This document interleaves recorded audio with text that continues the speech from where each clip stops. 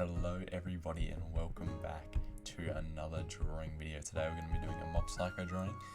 Season 3 just wrapped up and it's the finale of the whole series. I was going to say it's my favourite season, but season 2 is up there as well. I think they wrapped it up very well, and I think it was a good conclusion to the character, and I'm happy that they ended it instead of prolonging it like a lot of animes do with lots of seasons and different spin-offs and stuff. I'm happy that it just concluded and it was all really quality in terms of it's just like story, animation and characters and everything, so I'm happy with how it turned out. And so I want to do a drawing and see if I'm happy with how my artwork of it turns out as well. So I had this sort of idea of Mob, because he has two personalities that obviously clash, and that's like a big theme in the end of the series, with his like, in an emotional self wanting to be, free of like this sort of shell he's been confined to this whole life to sort of keep his powers at bay. So I just wanted to sort of represent that in a drawing. So I had it, so one of his poses, which I use a reference of, there's like a guy reaching out while he was kneeling down, and I just inverted the hand pose to be like, instead of reaching to grab something, it's reaching to pick someone up. And then on the other side is his alter ego with his hand sort of upwards, and that like he's about to grab you, similar to the first reference that I used for Mob before changing the hand pose. So he's like, a bit more of an aggressive pose, a bit more aggressive stance where he's just like super straight, and he doesn't really have too much definition in terms of clothing and stuff. He's just quite straight and angular in his design with his hair and his, I wouldn't say clothing, but just like his, outer edge of his body, I guess. So I'm just doing flats now after doing all the construction and lines and stuff.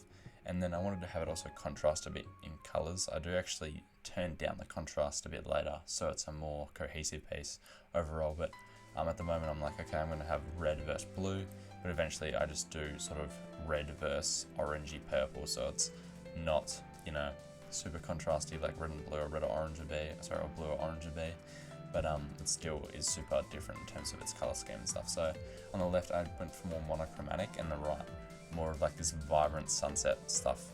Right now it's just a blue sky, but you'll see it change in a bit. So just doing shading now, just using a mid grey, but then putting it some I think maybe orange or blue. I can't remember if it's orange or blue. I like to have the skin toned a bit more orange no matter what the lighting setting is, because it gives that more fleshy look that happens because of all the blood in your body that can be like a bit more translucent when the light is on it. So I try to usually use that when shading skin tones, but then for fabric and like clothing and stuff, I just go depending on the environment, like the sky and etc. So here I'm changing it to an orange to purple gradient in the sky. The clouds are fine because they're a multiply anyway, so they absorb the colour, and the light sources where it was originally planned didn't really change that, so I didn't have to change the direction the cloud was receiving light from. And then I used the city rush just to add some buildings in the background. I could have easily done it myself, but I had this brush that I hadn't tried out before, and I was like, let me just try it out and add a few buildings as a perfect sort of piece to do that. So I also added a little playground in the background, since that is a thematic sort of place that links in with Mob's romance in the series, or well, the one-sided romance that he has for I can't think of the name right now, but like the hangout as kids there at the park.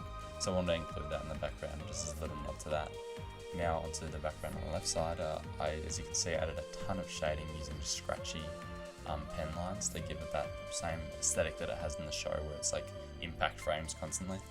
So I want to try to recreate that, even though I'm not an animator, so I'm not too good at impact frames or using super sketchy stuff. So I just did some squiggly lines and hoped that it looked decent, mixed in with some straight ones to sort of give it that sharper edge. In the background I wanted to make like a destroyed city, similar to the one at the end of season 3 after he's walked through it. And then after all that is the final piece.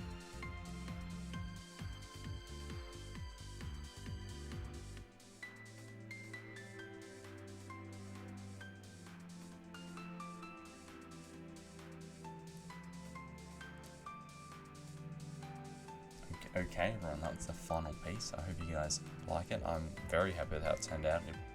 I don't know, I was going to say it's my favourite piece of last year, but technically I did it this year, so I can't really say that anymore.